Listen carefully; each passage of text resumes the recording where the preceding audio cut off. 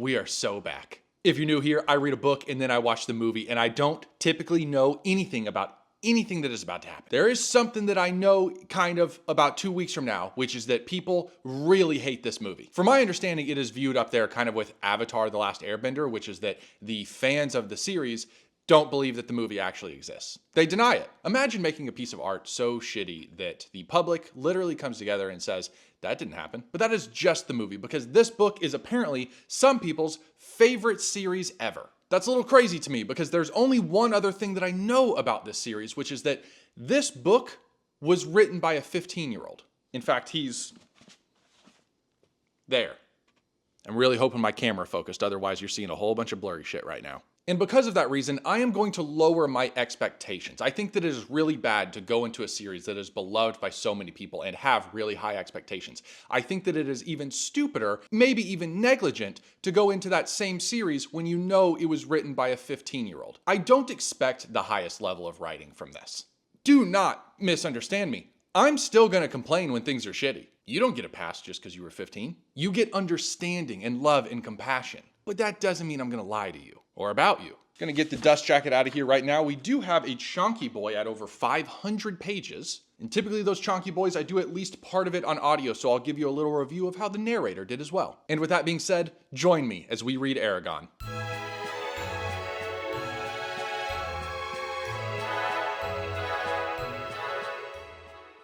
So don't get mad at me here, because I've never actually read The Lord of the Rings, but right out of the gate, this kind of reminds me of it. I'm not even out of the prologue, and we got elves, shades, and something called an Urgle. And maybe comparing it to Tolkien is the incorrect thing to do. It just reminds me of very old world fantasy. And that's surprising to me, because when this was written, I'm pretty sure like early 2000s, that stuff wasn't very popular. I would expect whatever a 15-year-old writes to be pretty derivative of whatever it is that they're into at the time. And he could have been into Tolkien. I'm not saying he can't. But what was popular at the time would have been like either grimdark or dystopian sci-fi. Already I have to say things where I'm basically bullying a 15-year-old, because what do you mean? What do you mean that the main character's name is Eragon? I thought that was the name of the dragon. Do you know why I maybe thought that would be the name of the dragon? Throw out one guess. Yeah, it's because Eragon is the word dragon without a D. You swap the D for an E, they're the same word. And this is when I regret all those things I just said about like not judging a 15-year-old and giving them like love and peace and acceptance, because I thought coming into this that a 15-year-old would have at least a big enough imagination to not do that. Is this going to be a rough 500 pages? Best I can tell is he is the Katniss Everdeen of whatever this world is called. You either get that or you don't. He carries a bow and arrow. He likes to spend a lot of time in the forest. In this particular forest, he found a blue stone. Dragon egg? Possible dragon egg? This book is actually doing something really well. I like the early world building, but the one thing that this book is not is subtle. He's an orphan, right? So his mom has him, apparently names him, and then just like disappears. And Eragon, very understanding for being an orphan, goes, well, I'm sure my mom had her reasons for doing that, but the one thing that I want to know is just, who could my dad be? I'll tell you this right now. I don't know nothing about this. I don't know the name of any characters other than the main character. But if his father isn't some type of royalty, I'll give each of you $1,000. That's just how this works. Why would he say that line if it's not something that comes up later? And I might not find it out in this book. I don't know. But I'm going to find out eventually. And if I'm right, you have to give me $1,000. No take-backsies. If this sumbitch doesn't stop trying to sell this dragon egg, I'm going to lose my mind.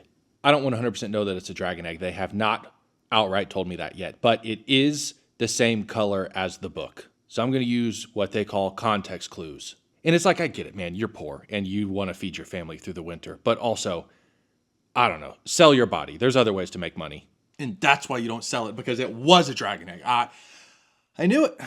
Smartest man on the planet? I don't know, but top 10. And regardless of what I said earlier about the dragon being blue, for some reason, I'm just picturing that one that Hagrid birthed in his hut and it lit his beard on fire. That's what I got in my mind. Last thought before I go to sleep, but the nonchalance at which this kid is reacting to this dragon is really putting me on edge. He's acting how I would if I had found a stray puppy as a teenager. He's like hiding it in his room and feeding it scraps, and he's made a makeshift collar that he put on it and is walking it through the woods. And my point is that like, it's not a Labrador. You're aware of what a dragon can do. You know how big this thing's going to grow. You're aware that they're highly coveted. What if somebody sees you with it? it just seems irresponsible, but it does bring up that thing about dogs where people are like, there's no bad dogs, there's only bad owners. That's Eragon. You're telling me this dragon is telepathic? That is so cool, dude. Like, they can talk to each other in their heads, and I don't know why, but I like that a lot. Do you remember yesterday when I was talking to you about how this book is really on the nose and maybe has a lack of creativity? So, I just found out that there used to be an elf named Eragon. And Eragon the elf found a dragon egg and raised the dragon in secret and founded the first dragon riders.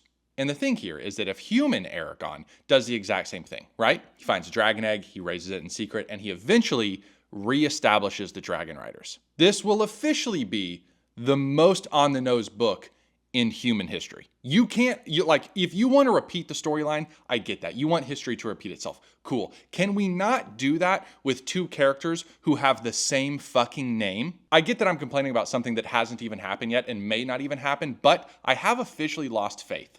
Faith that it's not going to do that. Because I think it's going to do that. Dude, this guy Eragon cannot catch a break. Ever since his mom left him or whatever, he's been living with his uncle. Dead. And it's like, man, how bad does your luck have to be to become a double orphan? Pretty bad, probably. But he did find a dragon, which is the reason why he's on the run. Because I think people are looking for it, which is why they killed his family. And now he's on the run with some guy named Brom, who I'm pretty sure is up to no good. But like always, this early on in a book, I'm trying to figure out why I'm supposed to care. Not that I don't, I just mean like, why is an audience supposed to emotionally connect with whatever's going on? What are we building towards? And I believe here the answer is that Eragon is the first person like with a dragon, the first dragon rider in over 100 years who isn't under the king's rule. The king is a bad man. They do not like him. And I think this goes back to what I said earlier, which is that Eragon is going to establish the dragon riders again, and he's going to overthrow the king. Okay. So he can just talk to all animals now? You know, he meets a dragon and now he's Dr. Dolittle? It's cool, I guess. I mean, it opens up possibilities in terms of the magic system, but does it make sense? This guy Brom, I really don't know what to think about him, but I do think I take back what I said earlier about him being up to no good. I thought he was up to no good because he's got a lot of secrets. And you know what? I can respect a man with secrets, just not when they keep them from me. Like, he can lie to Eragon all day long. He's a teenager. They're barely people. But I want to know what's happening. And my theory has shifted to, instead of him being somebody who's up to no good, like maybe a spy or something, I think he used to be a dragon rider or trainer or something. It's just the way that he speaks. He's hiding something. And I've got zero proof right now to back it up. On a separate note real quick though, Eragon just had his fortune told. And amongst many other things, he is going to be betrayed by his family, which confused the hell out of me because I thought they were all dead. I mean, you get within 100 yards of this guy, you're going to be set on fire. But it got weirder because the fortune teller said he was going to marry a noble. Tell me how the hell that's possible, because he is a poor boy.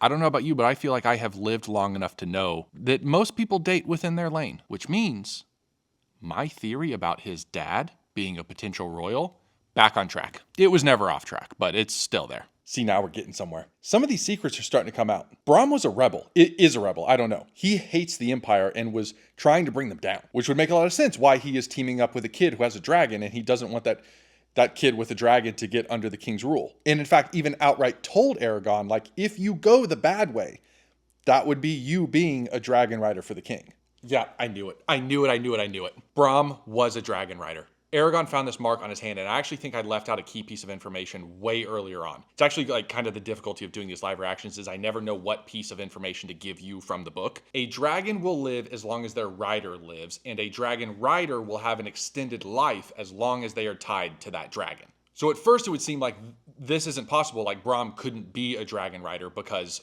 of his age, like those were way in the past. But in reality, Brom being a dragon rider extends his life, and he's probably like 100 years old, 110 years old. That's crazy. Something I didn't like about this, though, is that Brom's dragon was named the same name as Eragon's. They keep doing this thing where, like, can we not branch out a fucking little bit? There's more names out there. You don't have to name Eragon after the old elf. You don't have to name Eragon basically the word dragon. I'm not going to rehash it. This is good. I like this. Brom just died. Books are such bullshit. Right when you learn something interesting about somebody or you find out that they're interesting and you're going, hey, I would really like to know more about them. The book goes, go kill yourself. No. It's genuine, just bullshit, dude. This guy has 100-something years of background and lore that I would like to know about, and I'm never going to get that. Not unless they start bringing people back from the dead. We do have a new mentor character, though. His name is Murtagh. I do not like that name, which is also additionally funny because all of these books have a Gandalf character, right? Like the mentor character for the young person. That was Brom, and as soon as Brom's dead, they're going, we're going to replace him. The really fun part about Murtagh, though, is that he is a fugitive. You know, a couple days ago, I posted a short form video on this book. You can watch it here on YouTube. And I really ranted and raved about the dialogue. And after I posted it, I was like, man, am I being a bit too harsh about this? Especially somebody who wants to be an author. That hits me sometimes where I put things out into the ether where I'm like, am I being an asshole to somebody that I want to be a contemporary with? And where I've landed on that is that, like, look, I may one day be their contemporary. That would be a dream of mine. But until then, I'm punching up. And as long as I'm punching up, I feel pretty okay with saying this dialogue is ass. If you could switch the dialogue, and I saw this in some of the comments on that video that I posted of people saying, like, he should just re-release this book with updated dialogue. I know I would give this at least an extra point, if not 2 extra points at the end. And we're not at the end. We're not at the rating scale portion yet, but I know that you could heavily improve this book just by updating the dialogue. It's robotic. It's not real. Do you remember earlier when I was talking to you about there being a prophecy and that Eragon was going to marry a royal? Well, he just found this elf lady in a prison, and I think that that's who he's going to marry. It's just a vibe shift. You know, she is described quite favorably. Quick little check-in as we enter the later parts of this book, because I have now written down a list of things that I care about at this point in time. You know, I care about how Eragon got the egg. I care about this elf lady and this potential romance. I care about a potential war that might happen. I really care about why the kingdom potentially hates Murtagh. Do you know what I don't care about?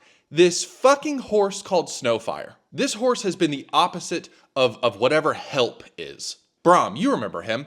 Brom, when he bought Snowfire, promised a guy that he was going to take care of this horse. And because he made that promise, he's dead, by the way, because he made that promise 300 pages ago, we now have to revolve our entire lives around this fucking horse. They can't go to certain places because the horse can't get there. They can't travel by the dragon because the dragon can't take the horse. And it has become what I view as a horseshit way of slowing the story down. I get it. People love animals. Everybody loves animals.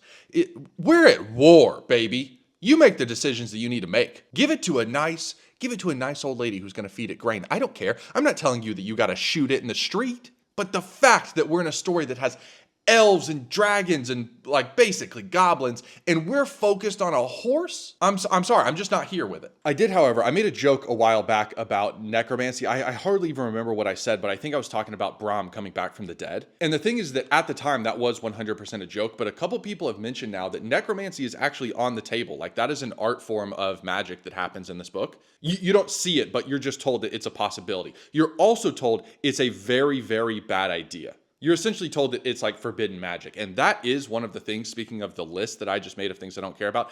I care about what could happen, like the downfall of what bringing somebody back would look like. And the vibes are not telling me that they actually are going to bring Brom back. That's not what I'm hopeful for. But I do think it's going to be used at some point, and I could not tell you in what capacity. Reading can be a really humbling experience because, as you have seen, I've complained a couple times about sort of the lowbrowness of this story, but I've reached a point in it where I don't know if I'm the problem or the book is, because a lot, and I mean a lot, of stuff is happening right now, and it feels convoluted up here.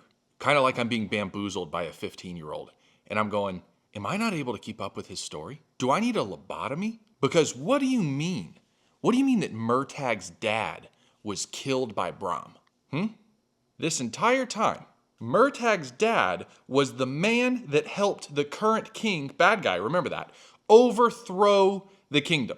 That was Murtagh's dad. Brom came in, killed that man. It gets better. After that, Brom finds an egg. Can you guess what that egg is? That's right, that egg became the dragon that Eragon now owns, who has been traveling the whole time with Brom, who died and was replaced by Murtagh, whose father was killed by Brom. I feel crazy saying it. It's not bad. I'm not complaining about the level of writing. I'm just saying I feel like I've been playing checkers this entire time, and now it just became 3D chess. Oh, and also I never mentioned this, but Eragon has been wielding a sword the entire time, and the sword does belong to Murtagh's dad. Did belong. Brom, I'm pretty sure, took it from him when he killed him. I'm actually doing the opposite of complaining. I like this a lot. You have to admit, though, we're dealing with a lot of coincidences. All right, that one was me complaining. You really don't understand how difficult it is when I pick up the camera to not complain about the dialogue in this book. Which is why instead of doing that, what I'm going to do is complain about a me problem. Because the dialogue is a Christopher Paolini problem, but there are things that pop up when you're reading that you're like, I understand that this is my fault. And that particular thing is that early on this YouTube account, I was fairly infamous for not liking quest books. Quest book, as I would define it, is a book where a character doesn't really do anything other than go from this place to this place, get a piece of information that then takes them to another place. It's a lot of traveling and being on the road. Part of the reason why I've never done the Lord of the Rings on this channel, because I'm very aware that it is a quest series. I've never read the books and I've only seen parts of the movies, but I know that I am going to dislike it more than other people simply because it's a quest story. And this is a quest story. And I know that people love them. I actually know that I'm in the minority on this, but I've never understood why, because I cannot imagine a more bland way to tell a story than to just do it on the road around a campfire. As a writer, you're supposed to do what you can to put your character in situations that elicit action and dialogue to move things forward. But if those situations are only ever just being on the road, I don't know. As a reader, I get bored. And that has certainly happened more than once during my time with Eragon. But as I said, I know it's a me problem. Rise and shine, everybody. I'm under 100 pages, and this is the last day of filming. We are finishing it today. Okay, so ever since they rescued that elf lady, they've been in this like stronghold in a mountain. Elf lady's a part of these rebels. And because Eragon has a dragon, they've kind of thrust him into this leadership role that he's way too young for. But he's also kind of being manipulated by the locals. I'll explain my concern with this in a second, but listen to this. Also, my shirt is bloodstained and torn, and it stinks. I'd like to replace it, but I don't have any money to buy a new one. Is there any way I could work for one? Do you seek to insult Hrothgar's hospitality, Eragon? Demanded Oric. As long as you are in Trondheim, you won't have to buy a thing. You'll pay for it in other ways. Are they going to pimp this kid out? Anytime you ever hear the phrase in your life, you'll pay for this in other ways, they're going to use your mouth as a whole. I don't know about you, I'd rather just give them money. I once again find myself in a little bit of confusion because there's only like 45 pages left and we're kind of very much in the middle of an act. I don't know if it's the 3rd, 5th, or 7th act, but we're in the middle of it. Like, there's not really an end in sight that would wrap up anything that's currently being worked on, and it's kind of making me wonder if this is just going to end in the middle of a sentence. He did finally admit that the elf lady is pretty, though. And I don't think they're going to end up together in this book, but what is a baby called when it's between a human and an elf? Because they're going to have one of those. They're going to solve that problem with the battle.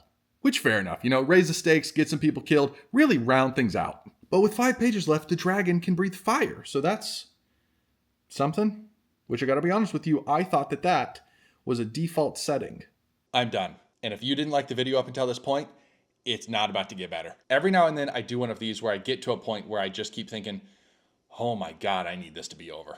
And I think longtime viewers of my channel can probably tell when that point happens because my lack of updates or enthusiasm about certain things is a direct relationship to my thoughts about the book. And as a content creator, I kind of struggle with that, to be honest with you, because it balances between how entertaining am I making this and how truthful am I being in my experience with the book. And I do think I hit a pretty good balance with that because I know that most of the time when I turned on the camera, I was complaining. And most of the time when I read this, I wasn't having a great time. When I did record something that was happy, I was genuine about that. But I was looking for the diamond in the rough because I needed those moments with Brom and Murtagh and the tiebacks to the throne and Saphira, the dragon, to get me through the pieces that I really hated. The piece that I really hated was that this felt like middle grade at best. I am aware at this point that this was initially self-published by his parents, and to wrap this up in a really concise way, that makes sense. Now, I'm never vindictive just for the sake of being vindictive. This is better than what I was capable of writing at 15, but it blows my mind that it has sold over 1 million copies. Just to be completely frank, and I think that also goes into my desire to giving a realistic review of the book, because I told y'all earlier that I had posted a short form video where I really ripped apart the prose and the dialogue of this book. And when I delved into the comments of that, that was the first time I had ever heard anybody say something negative about this book. Now, of course, that could be the circles that I run in, but I think overall, most people who talk about this book do so in a very favorable light. Like I said at the beginning of this book, when I hear about this, most of the time, not just this book, but the series, people are talking about how it's one of their favorites of all time. I don't understand that. Or should I say I didn't? Because the most common thing commented in this video I'm talking about was people saying that they read it when they were a teenager. And that tracks. It is very possible that I just missed the mark on this. That if I had a 15-year-old's grasp of the English language and a 15-year-old's history of reading, which would not be as complex as an adult's, I may very well have loved the shit out of this. But I think that's part of what irks me about this. You know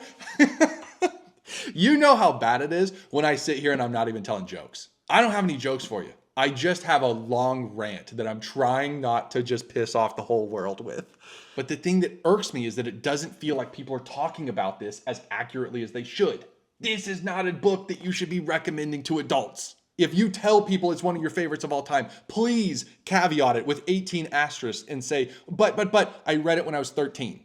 I love reading. If you're watching this video, you more than likely love reading. And one of the things about people who love reading is that I don't hate read. I don't ever want to pick up a book and hate read it. I want to love everything that I pick up. Believe it or not, and regardless of the jokes throughout the video, I hate shitting on the thing that you love. But I also, and the long-term viewers of my channel are going to know, I am never going to lie to you. This is bad. Bad here does not mean that you damn it to eternity and you try to burn every copy that has ever existed. Bad here means I just wouldn't give it a passing grade. I just feel like a lot of what I'm saying is coming from a place of frustration because I feel bamboozled. I know what I'm getting when I go into red, white, and royal blue. I'm not looking for the Odyssey. But that's because of the space that it takes up within the zeitgeist. It is a sexy, fun romance. And the thing that ends up being surprising to you is the political intrigue in it. Those are positive surprises. This takes up space in the zeitgeist that is up there with high fantasy. People talk about this in the same places that they discuss high fantasy. And the surprise that you find out when you get it is a negative surprise in that it feels like a middle grade book. So I'll stop being mean now. I just wanted to get those thoughts out because I don't understand. I may never understand. But the one thing that I do know is I think this is a 2.75. And if I was a teacher, that'd be a failing grade. Shout out to the character Brom. I did love him. I will miss him. And I hope that he is brought back with necromancy in the later books. But I will never find out. I'll see you all in 2 weeks for the movie Eragon, which to my understanding is not better. And if you want some content in the meantime, I post every Monday over on the Patreon. And on Thursdays, we watch The Summer I Turned Pretty. Thank you so much for being here, and I am really sorry I hated your favorite book.